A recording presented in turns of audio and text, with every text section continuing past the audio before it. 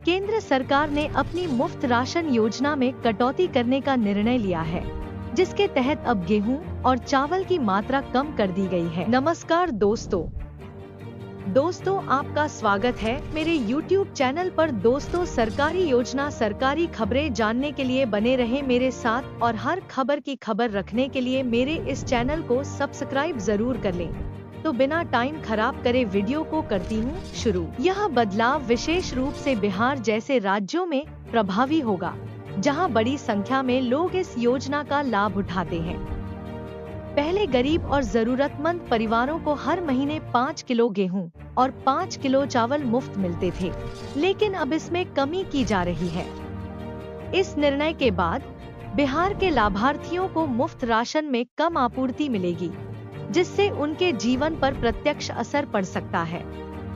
इससे खाद्यान्न की उपलब्धता और वितरण की समस्याएं भी उत्पन्न हो सकती हैं, खासकर उन परिवारों के लिए जो इस योजना पर निर्भर हैं। केंद्र सरकार ने मुफ्त राशन योजना के तहत गेहूं और चावल की आपूर्ति में कटौती की है। पहले हर लाभार्थी को महीने में 5 किलो गेहूं और 5 किलो चावल मुफ्त मिलते थे, लेकिन अब यह मात्रा घटा दी गई है। कटौती के बाद लाभार्थियों को अब कम राशन मिलेगा। यह निर्णय प्रधानमंत्री गरीब कल्याण योजना (PMGK) के तहत लिया गया है, जिसे कोरोना महामारी के दौरान लागू किया गया था। हालांकि इस योजना का लाभ अब स्थायी रूप से नहीं मिलेगा और कई राज्यों में यह बदलाव खास तौर पर महसूस होगा। बिहार जैसे राज्यों में, जहां बड़ी संख्या में लोग इस योजना पर निर्भर हैं, यह बदलाव विशेष रूप से चुनौतीपूर्ण हो सकता है। केंद्र सरकार ने मुफ्त राशन योजना के तहत गेहूं और चावल की आपूर्ति में 5,500 मीट्रिक टन की कटौती करने का फैसला लिया है।